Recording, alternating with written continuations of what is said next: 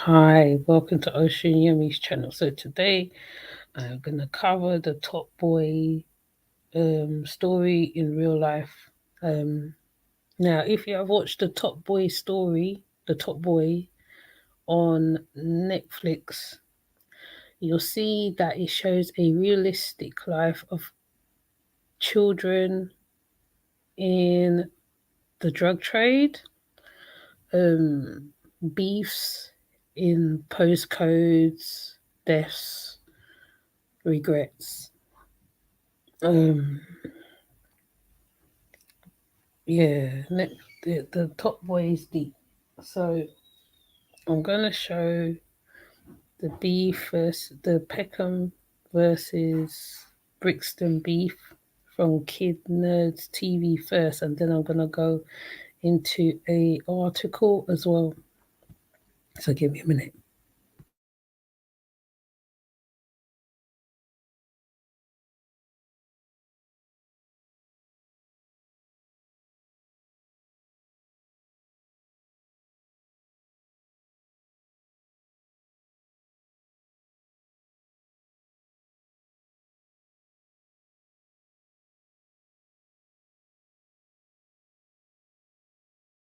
Is the area where Jewel Group Zone 2 are from. But before Zone 2, I have no problem divorcing you, but you can't take Charlie. All right.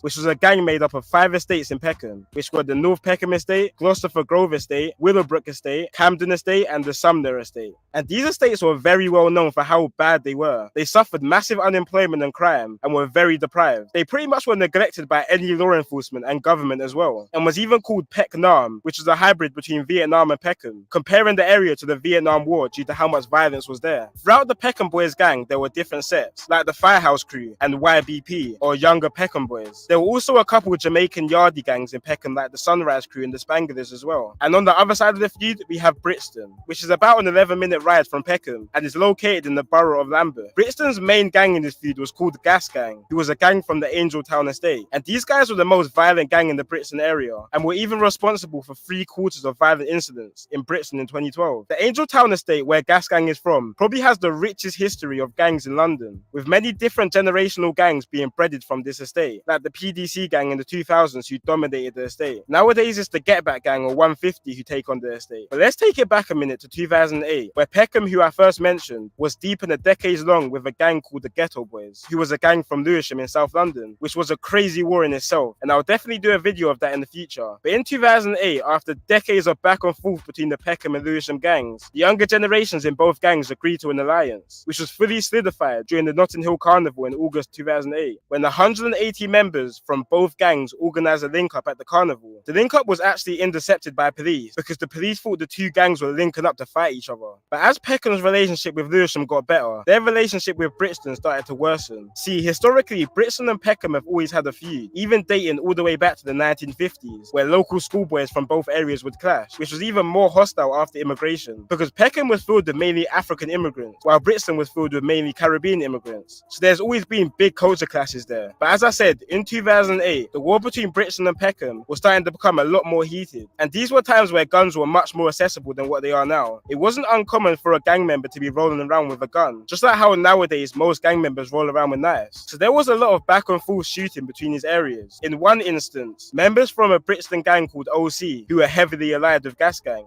rid out on Woolworth Road, which at the time was a territory of the Shoot Instant gang, who were part of the Peckham side, and started shooting at 2 Peckham rappers called Snap Capone and Butch, who were walking down the street. Both rappers actually managed to run to a convenience store and managed to dodge the bullet. While running into the shot, an innocent bystander just trying to get into the same shot was shot and killed. His name was Ryan Bravo, and he was 18 at the time. And this was one of the big turning points in making his feud widely publicized in the UK. Just to rub salt in the wounds, the OC gang made a diss track called Bullet Rhythm, when the member mocked the situation with the lyrics, "Had you running in the shop like you're buying something," while a member of a Peckham gang then responded to the situation in a song called Real Riders, saying, Try come woolly road and bark it up, but when I come up on your block, little dickhead signing up. Obviously referencing when Brixton members shot up Woolwich Road, which are some of the early examples of UK diss songs, referencing real moments that have happened on the streets, bringing more publicity to the feud. And the people who are up to date with London's street situation at the moment will probably be quite confused, because Woolwich Road actually beats Peckham now, but that's a whole nother story to get into another time. So yeah, after this Woolwich Road shooting, many diss tracks were going back and forth between the gangs, as well as shots. In the same year of 2008 in October, Brixton older members got the drop on a Peckham member's house called Terms, and waited in the parked car outside his house. When Terms appeared outside his house, they shot him on his doorstep, leaving him to die. Terms was a member of the SN1 gang in Peckham, which stands for Spare No One. And this is the same gang that the famous rapper Giggs was part of, and Giggs pays respect to Terms sometimes in his songs. It didn't take more than a month for Peckham to respond to this though. In November, Peckham members got the drop that some members from the Brixton gang OC were clubbing at a nightclub called SE1 in Bermondsey, South London, and pulled up to the club, shooting Errol Davis close range in front of 2,500 clubbers, which is even crazier because the murderer was never caught, despite there being thousands of witnesses at the scene. But these times, stuff like this wasn't uncommon, because there was low-level security and no cameras in some of the clubs in 2008, which is something you will never see in clubs in London nowadays. Quite recently, actually, in 2016, the police found the same handgun which murdered Errol Davis at the nightclub in the possession of a man called Andre Chambers, who lived in Woolwich, which is quite sus. It was also later found out that the same weapon which was involved in Errol Davis's murder was also involved in 2 other attempted murders and 1 murder. But Andre Chambers was never found guilty for the murders with little to no evidence, apart from handling the weapon. But that's not enough to go down for a murder. While this direct war between Brixton and Peckham was occurring, there were also a lot of separate gangs and areas who joined alliances with both areas. This was basically turned into some World War III stuff, the South London version. One set based in Old Kent Road, called OBY, in South London were affiliated with Peckham. But a dispute between the members started a feud between OBY and Peckham, resulted in OBY members joining Brixton in the fight against Peckham, which was fully signified in the trap between the two gangs called Brooklyn to Baghdad. But OBY went off to a bad start in his feud after losing one of their younger members called Baby Ryder. His real name was Sunday Essia, and he was a 15-year-old orphan from Nigeria after his mum and dad both died when he was younger, and he started to get involved in the South London feud. Before he was stabbed, he pulled out an imitation firearm on 4 rival members. When they realized it was fake, they chased him through a park while he was screaming for his life, begging his killers not to kill him and spare his life. But he was ultimately stabbed 9 times and left to die. So after the back and forth in 2008, Brixton and Peckham was literally a no-go zone. And me personally, growing up as a kid around these times, despite me not actually living in the area and being too young to understand all this stuff, I just knew Brixton and Peckham was a place you do not go. Even the Member of Parliament of Peckham at the time, Harriet Harman, would wear a bulletproof vest and have security while she would walk through Peckham, further embracing the name Pecknam. Then 2009 hit, and this was a big year for music from both sides, but especially from the Peckham side of things, when Giggs dropped a couple mixtapes and started putting some of his other members onto music, like Gunna D and Killer Kai. But Giggs was under a lot of pressure from the police at the time, who would cancel his shows, warn labels not to work with him, and even banned him from appearing in TV and radio, which is something we see a lot now with police taking down these drill music videos. Well, the reason why... Imagine this car being sat on your drive without you.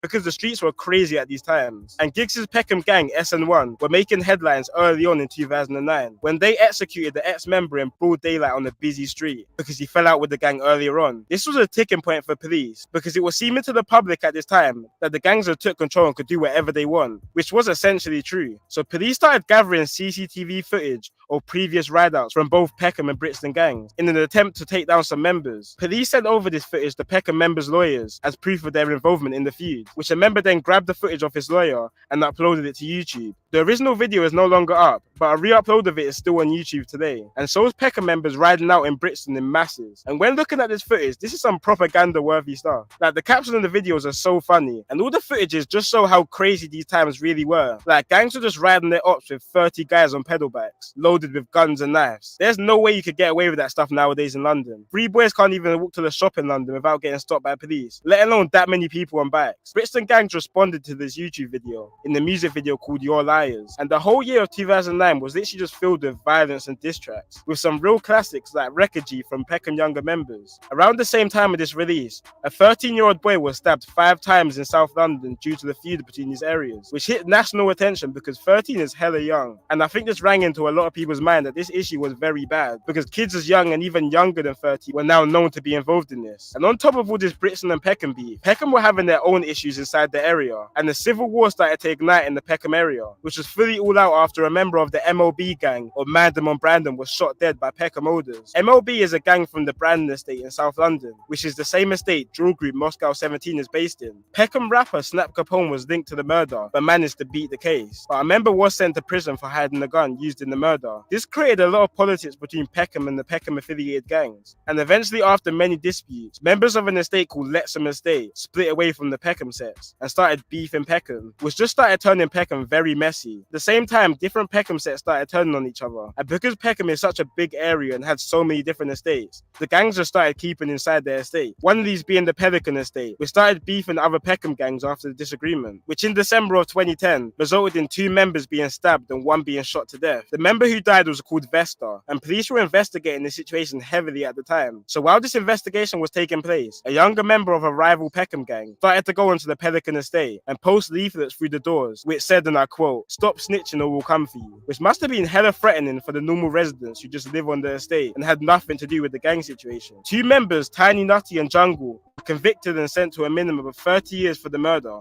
just before Tiny Nutty got booked for the murder of Vesta. His older, who was called Nutty, was on remand in prison for a firearm charge. Around these times especially, it would be common for older members to have youngers, which would then take on their name essentially, just like how Tiny Nutty took on Nutty's name. A 17-year-old from Peckham was also on the same charge as Nutty for the firearm. But just like how gang hierarchy works, other members were pressuring the 17-year-old to plead guilty to the firearm charge, which would then allow Nutty to be freed. The 17-year-old refused though, which resulted in other members executing the 17-year-old by luring him into a car and shooting him in the back of his head, and then burning the vehicle on the day of the court hearing. Nutty was accused of arranging the murder because of the conflicting stories they both were telling in court, and he looked even more guilty after officers found the lyrics in his cell saying, "Kill your co-defendant if he's snitching in court." Like, I don't think you could get any more bait than writing those lyrics. It's not even like it's a catchy line or anything. I think he was just screaming, "Please lock me up." And that's exactly what they done after finding him guilty of the gun charges and arranging the murder, which he is now serving 32 years for. Also, the Peckham rapper, who is known by a street name CS, was actually caught and convicted for setting the car on fire after the 17-year-old was shot and killed, which he served 4 years for. So as you could tell, Peckham was just a mad area at these times. The civil war they were having was probably more active than their beef with Brixton ever was. One death that really shocked the area was the death of a respected member called Taz. He died during the chase when he crashed his motorbike. Family members put up a shrine of Taz where the accident occurred, where the ops then camped outside the same day of his death. And when a member called Little Groove visited the shrine, they shot him dead the same day. So Peckham was literally a no-go zone at this point. Like, literally everyone was just beefing each other. And while all this madness was happening in Peckham, Brixton were having their own separate issues over in their camp. Gas Gang was starting to get heavily involved in beefs with a lot of surrounding towns, like Brixton Hill and Toast Hill, which are blocks of the famous drill groups 6-7 and 8-6. One murder that really started changing the dynamic of this beef was the murder of Toast Hill member Little Zach. It was 2011 and 5 Gas Gang members rid out in a school located in Toast Hill, waiting for Little Zach to come home from school. The reason the members targeted Little Zach is because he was involved in the stabbing of a Gas Gang member 2 weeks before this incident. When he came out of the school, the Gas Gang members chased Little Zach and stabbed him to death. He was only 15 at the time, and this resulted in a few separate gangs starting to turn on Gas Gang, like ABM, who was a gang located in Stockwell. At this point, literally everyone was beefing everyone. South London was just a very, very dangerous place, and when some murders would be committed, police couldn't even point it towards any specific gangs, just because it could have been so many different cliques. Like the murder of Azur Khan in 2011. He was attending the funeral of one of his Gas Gang friends when he was shot and killed at the burial, but no one has the faintest idea of who it could have been. It could have been one of the many gangs in Peckham, it could have been members from Toast Hill, Brixton Hill, ABM, or just anyone from the borough of Southwark. There's just too many possibilities. These murders amped up the fuse between gas gangs and other areas aside Peckham, and it was getting to the point where both Brixton and Peckham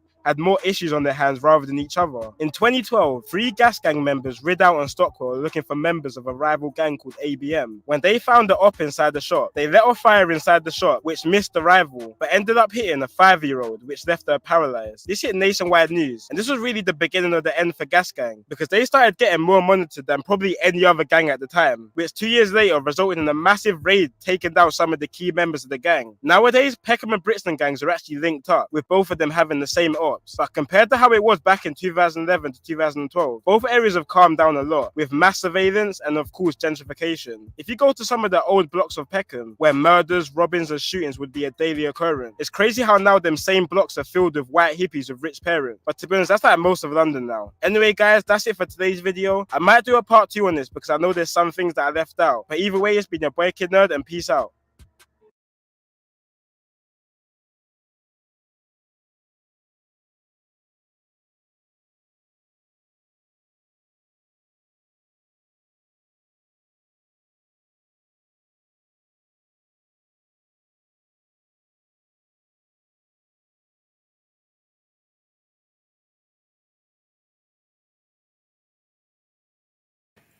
Sorry. So that was related to Top Boy, the story, because the guy whose video I got it from, he so he's so informative, right? That I had to put this video that I found on his channel. His name is Kid Nerds TV, and when people looking at Top Boy, they tend to think, "Oh yeah, no, that's soft. It's not like America." No, it's exactly like America. The difference between which I feel when with gangs all over the place, they normally have younger ones, which they call the youngins, right?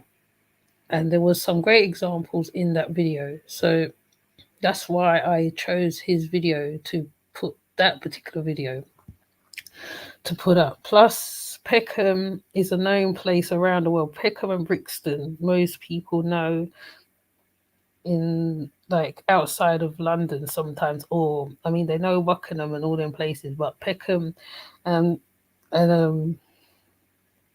Brixton is the most heard of one. But there is an article as well.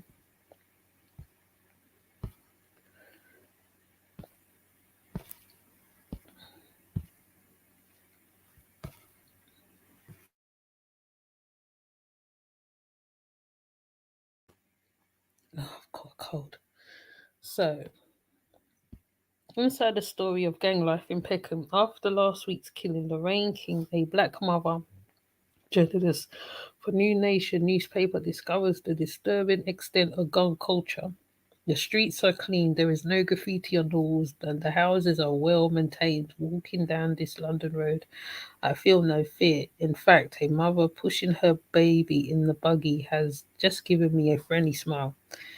In a relatively, which is rarity in the city. But this isn't a tree lane suburban street filled with desirable Victorian houses. This is Peckham and the streets where the people, including 15-year-old Michael Dunsmuir, has been murdered in 5 days. The area has been submerged for more than a generation. It has been linked to drugs, gangs, violent murders. It came to the nation's attention in 2020 when 10-year-old Damiola Taylor was stabbed to death on a stairwell of a block of flats on the notorious North Peckham estate. Just over 6 years on, the crumbling 60s housing blocks may have made way for low-level flats.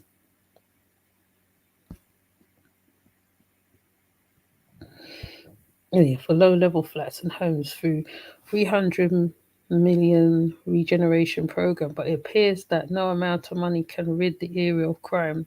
As I walk around last week, I met a man who gave his name only as Mr. X. He revealed a picture of a young man boasting and showing off in an ever spiraling game of I'm bigger than you are.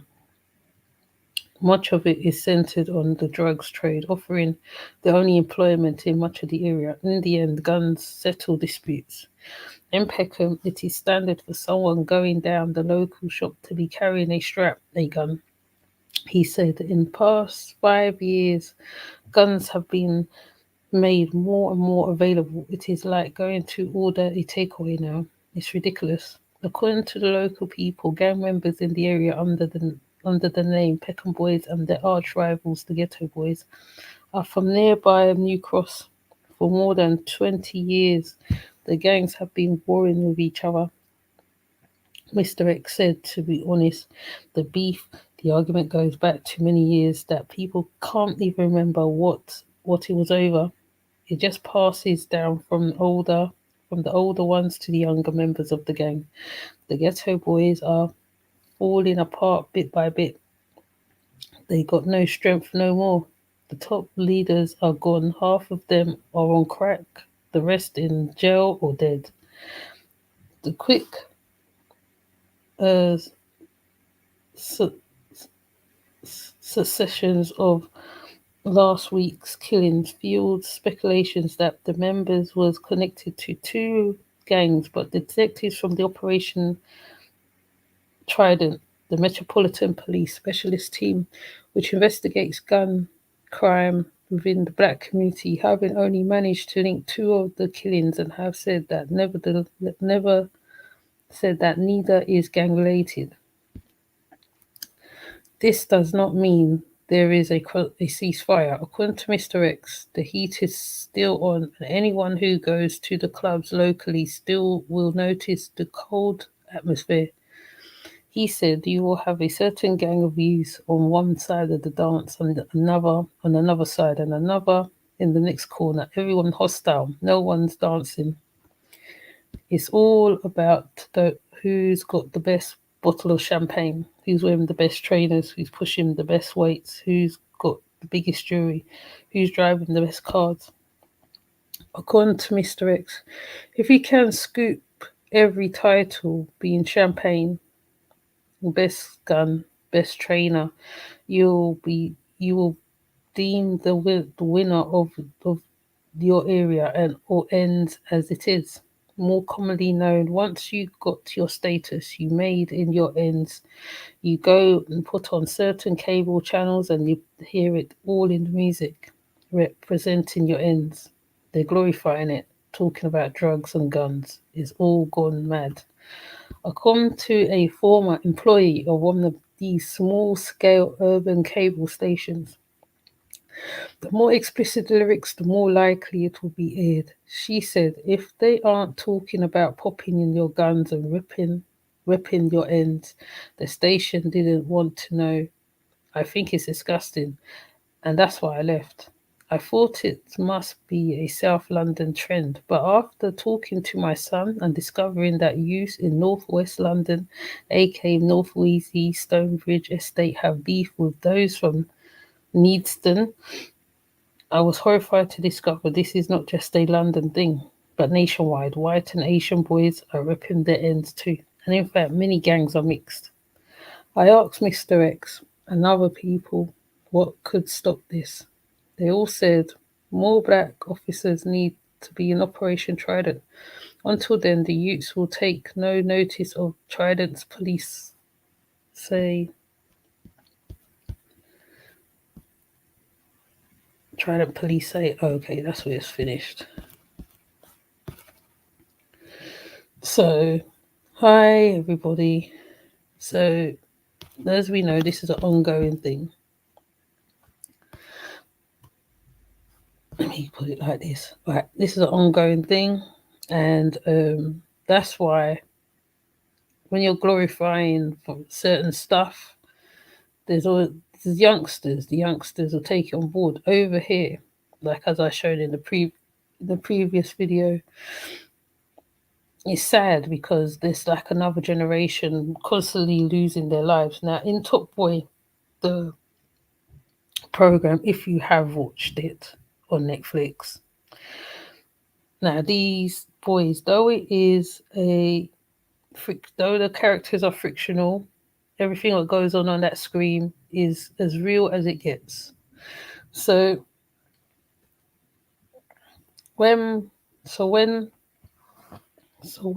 they are televising this, and like they said, even when they go on to certain like world hip hop, certain places, they have to be as explicit and as messy as they have to be on the roads.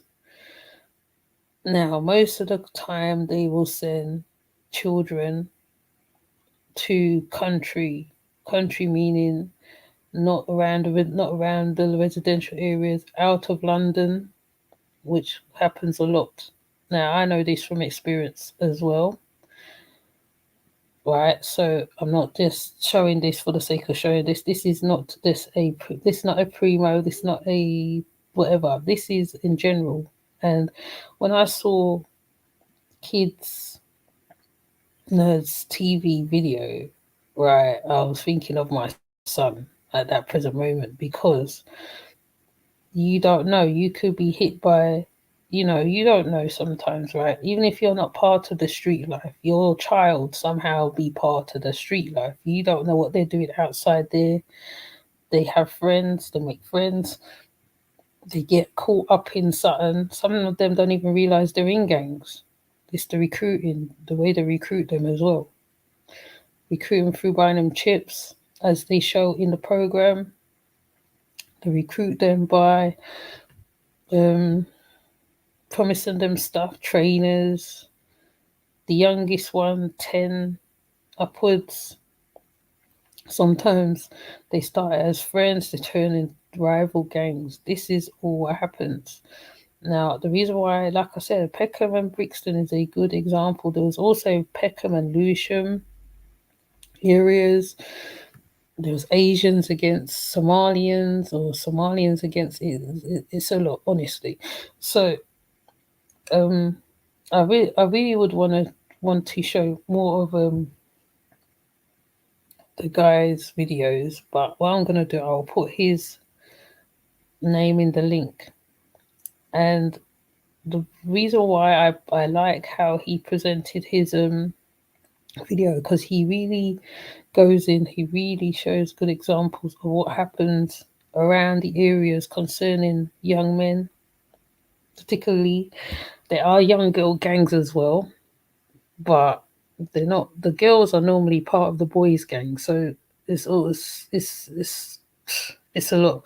Now, as a parent, and I'm telling all, right, all who's listening, you have to educate yourself on a few things, right? Because, like they said, they people assume that the parents are in the know. Yes, some parents is in the know and some is not in the know of what's going on. So when your child is leaving the house and they're going to go stay at a friend's house or whatever, initially they can get caught up in a lot of stuff. Let me see if I can find another video from my guy.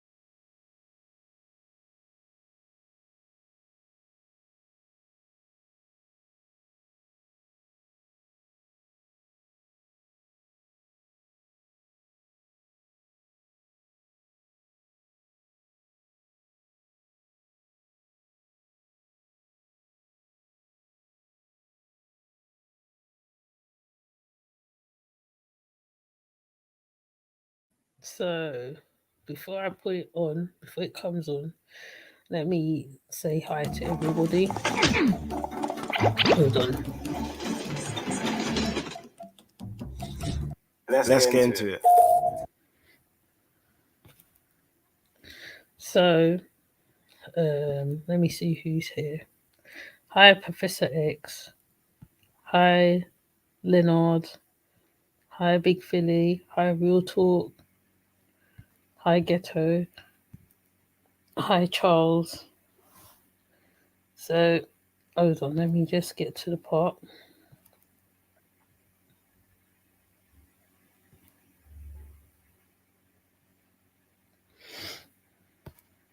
Now, these are all real scenarios here, all real scenarios. And, you know, normally what happens over here is that the children look to America. So the levels of violence is very deep. And like I said, Top Boy, will be Top Boy or the other one, which escapes me right now, right? They show what these boys go through on a daily basis, where they're walking to school, walking from school, they can get ambushed at any time, i.e. stabbed, whatever. Yeah. So some of them become runners. turning to the turning to the big guy.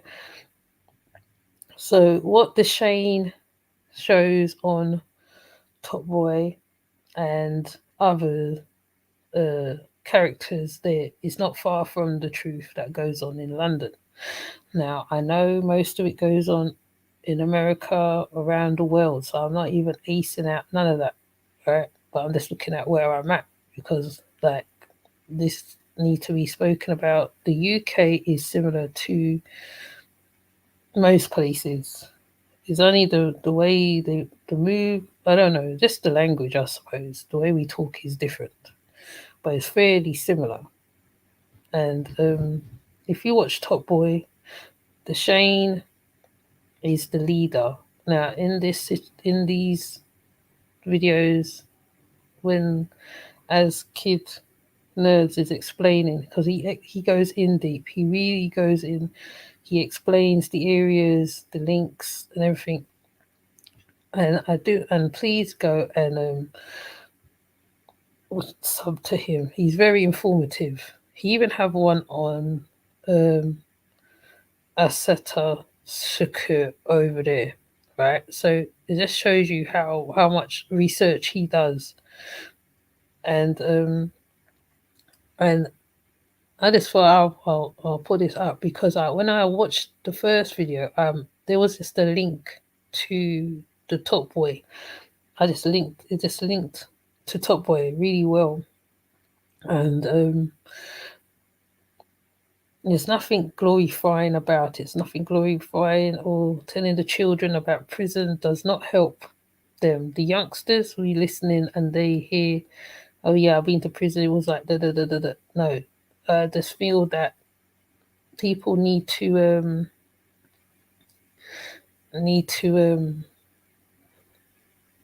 not glorify it. Don't glorify it at all. There's nothing pretty about prison. Even the stories they tell in prison is not pretty. Considering that how they have to kill a couple people to move up the ladder or do certain things which they don't want to do, but they have to do it. Like it must be killed or be killed situation. So yeah, let me see. I haven't read what you said. Hold on. Oh, what we are going to do. Our kids are dying out here everywhere. This is not a good. Yeah, I know. It's not good. It's not good. The police killed a Stardust 20-year-old here, and they're going in homes 2 a.m. killing. Oh, wow. Yes, I saw that one.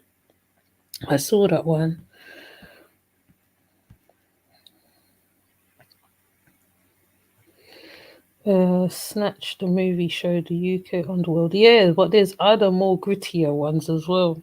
There's a lot of gritty movies. There's a lot. Hold up.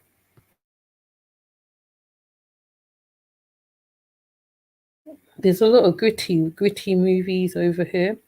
So, but these are more the real life ones. These are the lives that are really touched by the drug life and the quick life, the hustling life. Very, very sad. Right. All these stories of these young boys are sad. Every single one of them. Every single one of them. I'm telling you, it's just a sad thing that they get into it. That either their parents can't afford something and they feel that they have to go out there and make fast money. They get caught up in stuff even they don't even understand half the time because there's a bigger person who's bigger than them.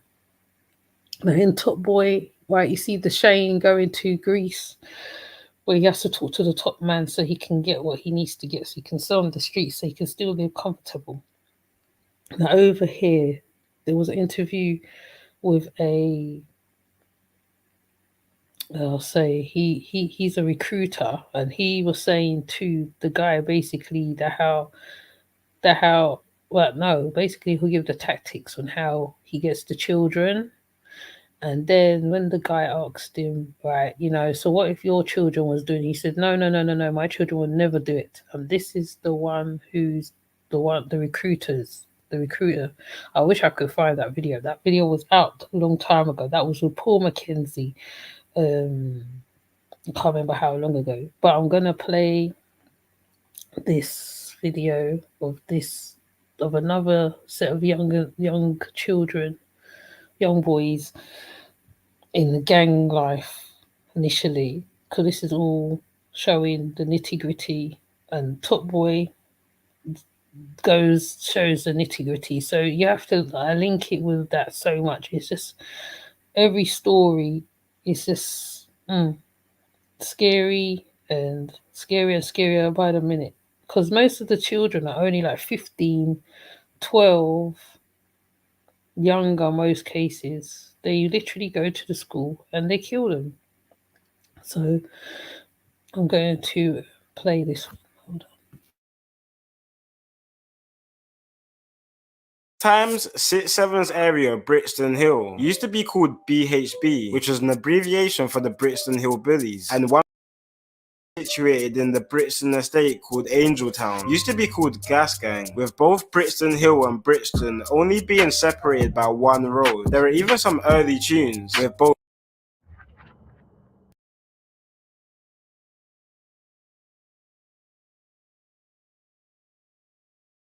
150 members on the same track. But in the early 2010s, this all changed, and parts of Brixton started separating. Stuff started getting patchy in the area in 2010. Around these times, Gas Gang, who are now called 150, were having back and forth with another gang located around 7 minutes away, in an area called Lower Toast Hill, and the gang in that area was called TN1. But on July the 2nd, 2010, this back and forth took a turn for the worse. An affiliate of the TN1 gang, a 15-year-old kid who went by the name Little Zach, was making his way towards his pupil referral unit, which is pretty much a school for kids who have been kicked out of their mainstream school, normally for bad behavior. Unfortunately, on some bad timing, 5 members of Gas Gang were also making their way towards his school. Before Little Zach could even get to his school gates, the Gas Gang members jumped out on him, and with Little Zach probably being so terrified and not thinking straight, instead of running into his school, he tried to make a break for it on the road. He managed to get around 100 meters away, but was eventually cornered in the back garden and was repeatedly stabbed to death. This death was especially sad due to Little Zach, just a day before his murder, gave a speech at a London conference about how he wanted to leave the gang life behind him and move on. Little Zach also suffered from sickle cell, leading him to be very small for his age. 5 teenagers were sentenced for this murder, one being a big Gas Gang rapper on the scene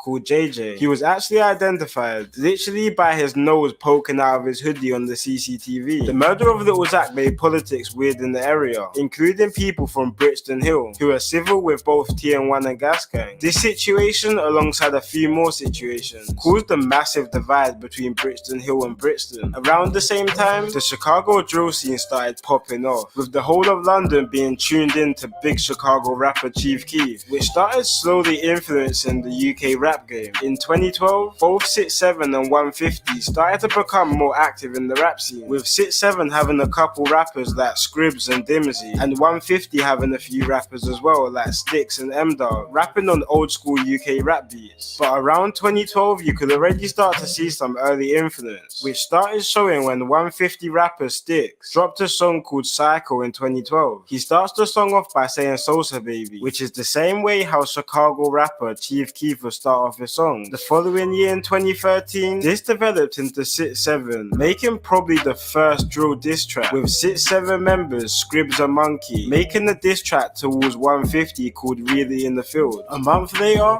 150 rappers Styx and M-Dog came back at Sit 7 with the drill diss track that I mentioned previous called It's Crackin'. In 2014, more and more back and forth tracks between the two gangs continued, and in the same year, other gangs in South London start to jump on drill beats as well, including Sit 7 jumping on the same beat as the diss track 150 aimed at them called It's Crackin', turning this into the first UK drill beat. But this was also making the streets hot at the time, and less than a couple weeks after Sit 7 dropped their diss track called It's Fryin', it was clear that this feud was just more than music. On February the 25th, 2014, a Sit 7 member took a trip to Angeltown Estate, which is territory of the 150 gang, until he saw a member of 150 and started started trying to run him down. A 150 rapper who went by the name SQ just happened to be driving past at the time and spotted the altercation and tried to hop out of his car and help his friend out. When SQ approached the 6'7" member, he was stabbed multiple times, with a stab wound hitting his heart, leaving him in critical condition and sadly later dying from his injuries. Around the same time, 6'7" started gaining more notoriety in the music scene, mainly due to a rapper from the gang called Scribs. But at the time, Scribs was on a couple cases, which in 2014 eventually ended up with him being banned from making music. But this didn't stop him, with Scribs changing his name to LD and dropping the biggest UK drill tune to come out at the time, called Live Coon. This done numbers, and people in the UK that never heard of drill certainly heard of it after this song, and this really put 6'7" on the map. After this, the group were getting millions of views on pretty much anything they put out there, while 150 was starting to struggle for views. But while 6'7" was starting to pick up momentum on their tracks, the streets were also starting to heat up. In 2015, a 6'7" rapper called SJ ordered a minicab from Kennerton in South London to an area called Herne Hill, also in South London. But halfway through his journey, his cab was spun by police, and once him and the cab were searched, he was found in possession of a revolver and was sentenced to 5 years in prison. Unfortunately, this was deep into when 6'7" started seeing success, but this didn't really stop the gang's success, and 6'7" really turned drill from an underground sound to a genre which will be listened to all over the country, which was definitely clear when 6'7" was nominated for Best Newcomer in the 2016 Mobile Awards, which was a big statement for the genre. But while 6'7" was starting to receive musical success, 150 was starting to fall under the radar until a 150 rapper called M24 started to jump on the scene, jumping on a feature with rappers from another gang in Brixton called Skengdo and AM, which done numbers. And he really started putting on for his gang, especially in 2019, featuring other members of his 150 gang on this song, getting tens of millions of views. But while 150 was starting to rise up in the scene, 2019 proved to be a deadly year for this war. On March the 19th, a 6'7" rapper called Leaks was driving through Clapham in South London with his brother. Now Clapham is territory of a gang called CT, who are closely aligned with 150 and also beef 6'7". Leaks' brother, who was driving at the time, turned into a street called Clapham Park Road when they drove into traffic. Two members of the CT gang spotted Leaks in the passenger seat, one packed with a knife, the other with a walking crutch, and started to pursue the car and tried to spin his whip to avoid the traffic and get away. But unfortunately, while doing this, he crashed into a traffic light. One member of CT then lunged into the driver's seat while the window was open and stabbed Leaks' brother 3 times, while the other member started whacking him with the walking stick. The 6'7" rapper Leaks actually managed to pull a walking stick from the back seat and tried to protect his brother, but in less than 10 seconds of confrontation, it was too late, and Leaks' brother sadly died from his injuries. The saddest thing about his death, Leaks' brother, who was a father at the time, wasn't even involved in the gang life. A couple months after this, an 18-year-old affiliate of CT called Stomps was also killed, and the 6'7" member called Giant was convicted for the murder and sentenced to life. Around this time, 6'7" started falling off quite a bit on music,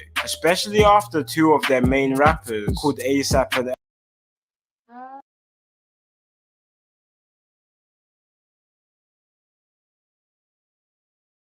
locked up for a county line operation, which was shipping crack and heroin from South London to more than an hour away in Basingstoke. More 6'7" members were also booked in 2019, running different county line operations around the country. And another 6'7" rapper called ST just got sentenced to 8 years for possession of a revolver. It was starting to seem like 6'7's time of being the king of drill music was now over, at a time when 150 rappers like M24 and Stick were starting to make moves in the music scene. But while 6'7 was starting to become more quieter in the scene, affiliates of 6'7 from a nearby estate called RuPaul Park were starting to make some noise on the scene, with 2 rappers from the estate called VD and Dopey dropping a very rude song directed towards mainly 150 and CT called Local Shops. This song came with a lot of disses towards someone called S1. S1 was an 18-year-old CT member whose life was sadly ended in August 2019. S1, alongside one of his female friends, friends were walking through Brixton when they were approached by a Rupel Park member who went by the name TY.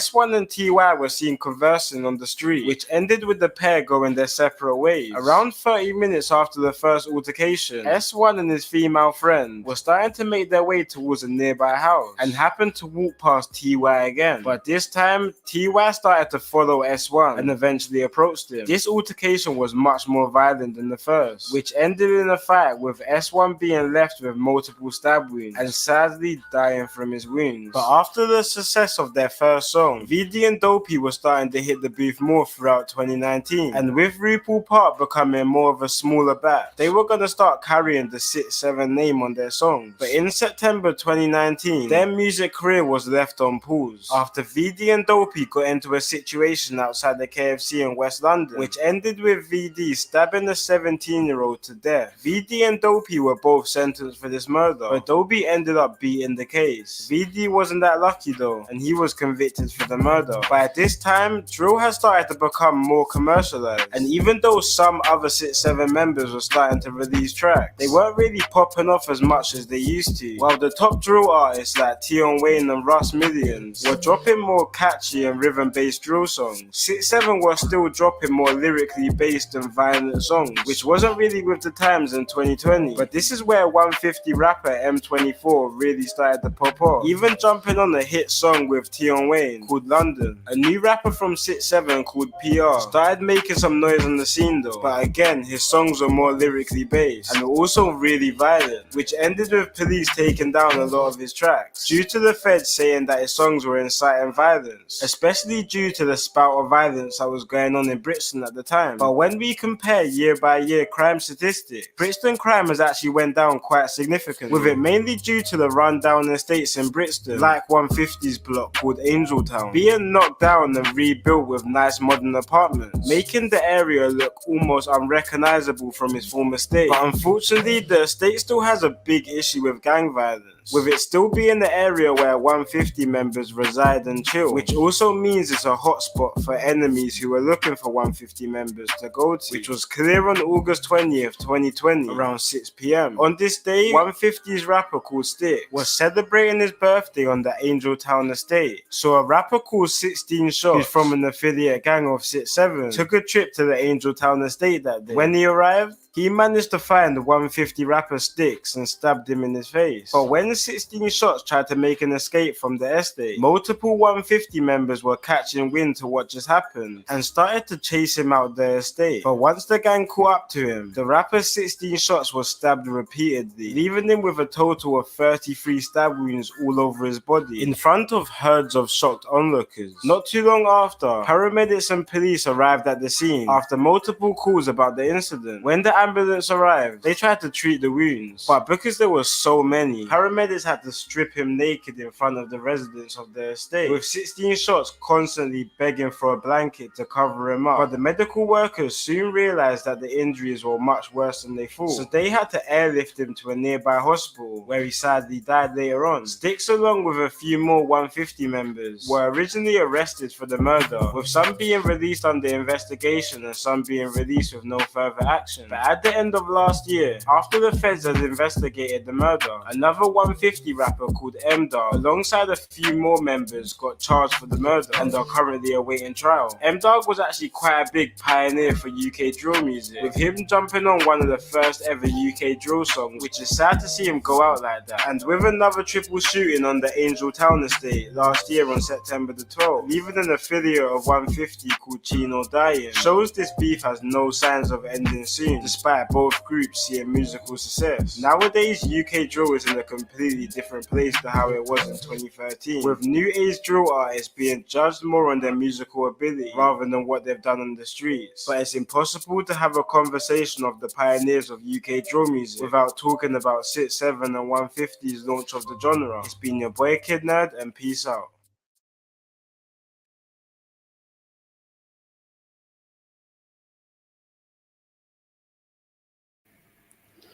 I just seen my stepson on that video.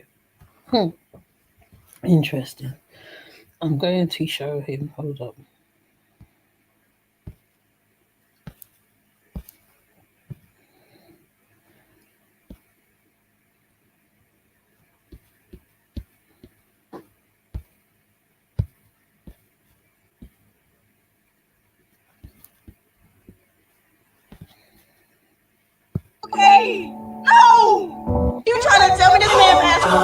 still want. And y'all talking about I'm okay?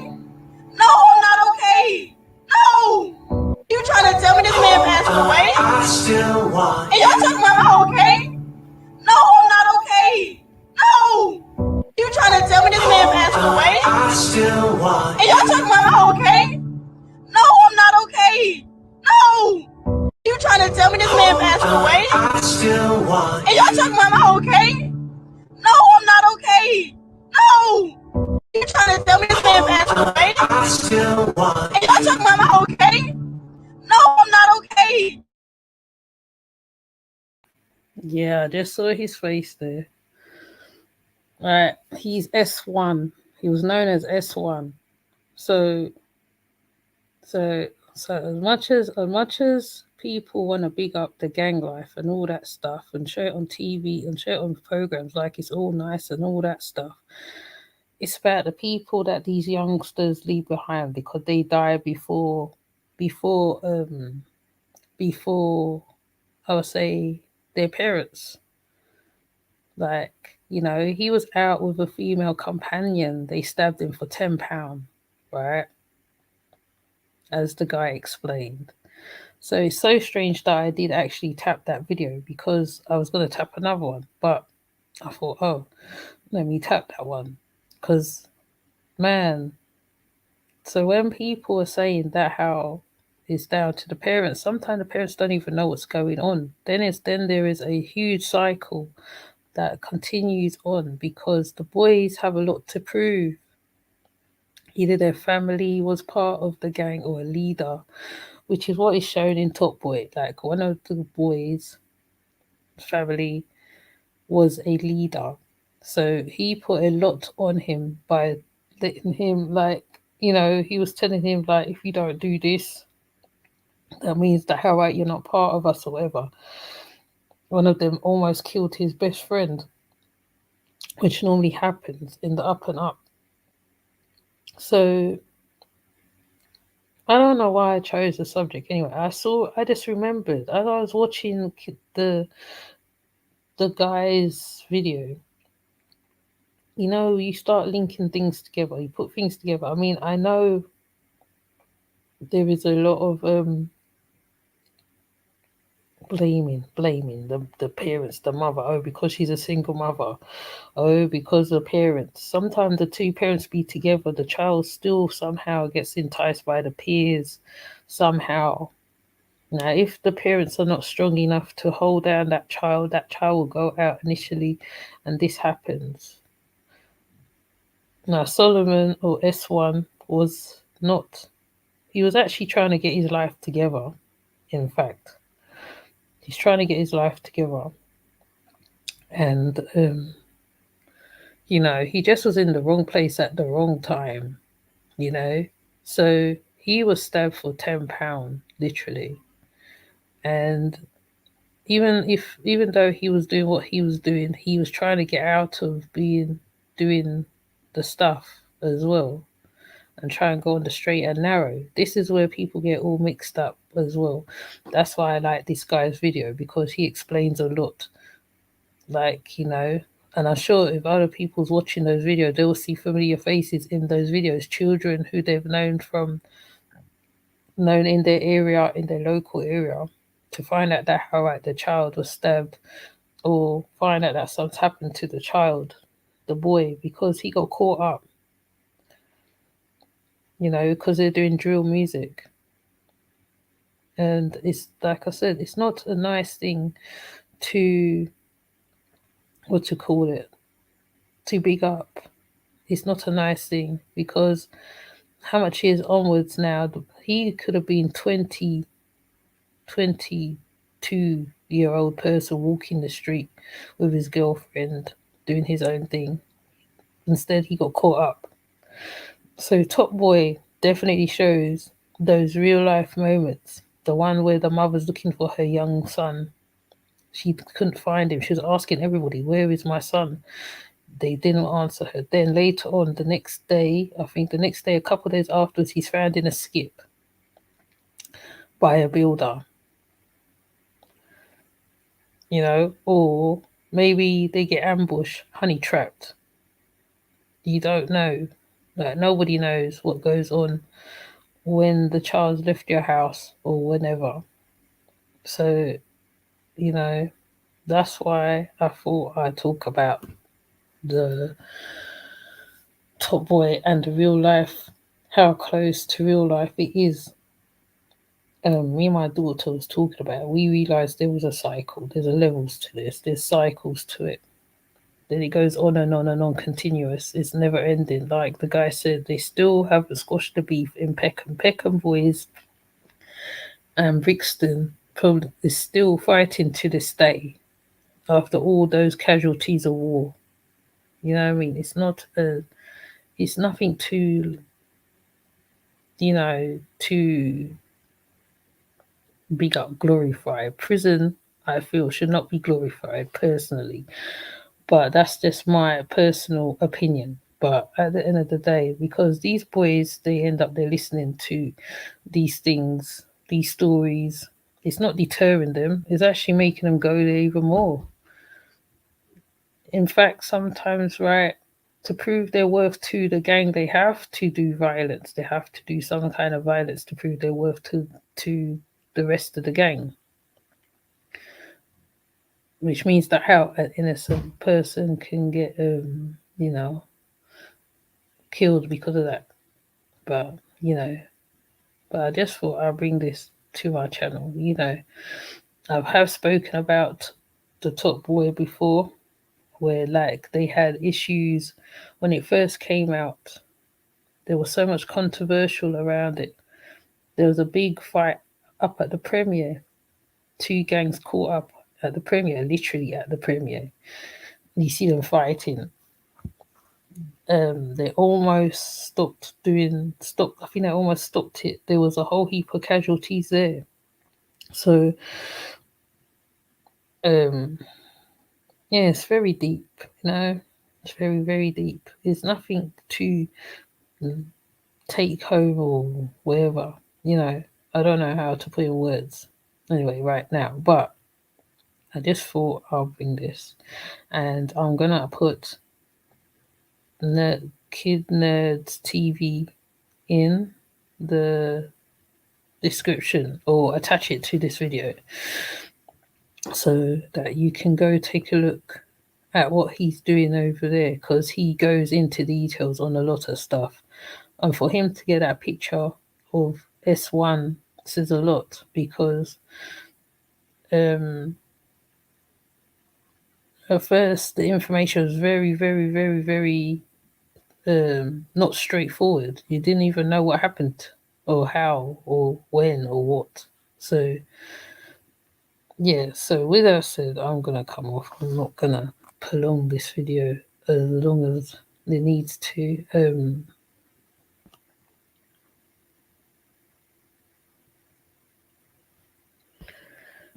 So I'm gonna tell everybody my goodbyes, and I'm going, and please leave a comment.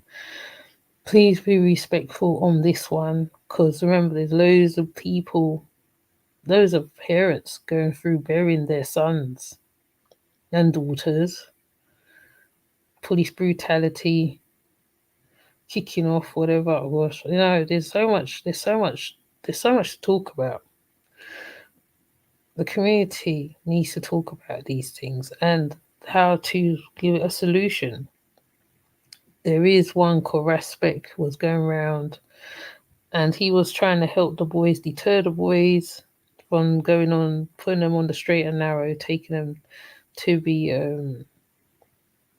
doing boxing or whatever. And this is Respect. He was doing that.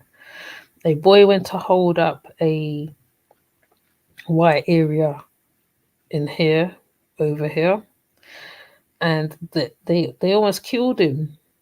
Like the mum had to call Respect so this boy can be saved, because obviously when they got a knife, they feel they're untouchable. They can do anything. And plus, if they're taking drugs on top of it, that's even worse. So Respect went in and got the boy.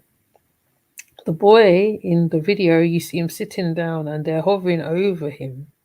One of them says, like don't like take it. I take this knife and stab you in your head or something like that.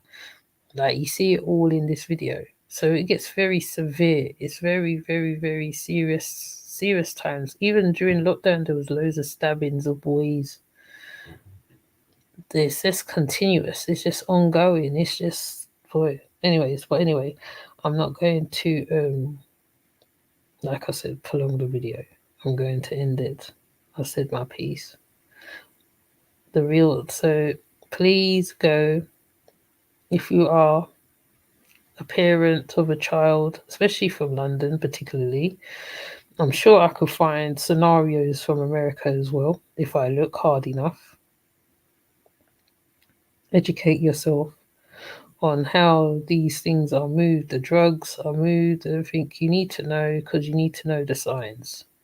Some signs are not telling. You can't tell sometimes. Okay? So I'm not going to, like I said, go on. So thank you for passing through, Professor X, Leonardo, Big Philly G, Video G, Real Talk with Lady D, Ghetto Child, Charles Johnson,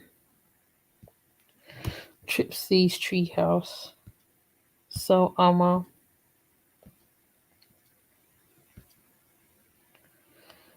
and with that said, I'm going to come off. So take care, have a good night, a good day wherever you are. Please share this video, it's vital it goes out. Okay, share, like the video. Go to the guy's channel, listen, interact with him, understand what is going on. This is not even good.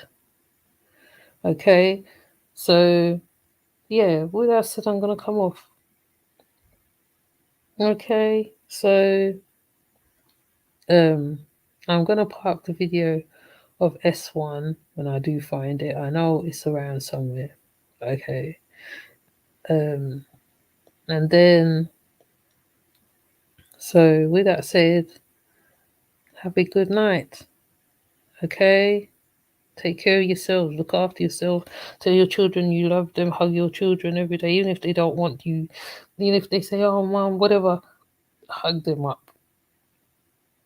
You know, hug them up. Kiss them, whatever. If you have a stepchildren, love on them too.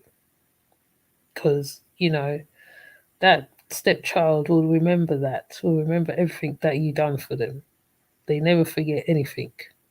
Okay? And that's one thing S1 was that I most remember about him was when he spoke about my pancakes when he was younger, when he came here and I made him a breakfast, and he always spoke about it, and it really sticks in my head, especially when I hear stories of children like this. Like, you know, I was telling him and my son to be very ambitious. Always try to be ambitious, try. But there's only so much you can say to these youngers. You know how it goes. So, like I said, I ain't going to go on and on and on. I'm going to come off. Okay? So, with that said, I'll see you later. Bye.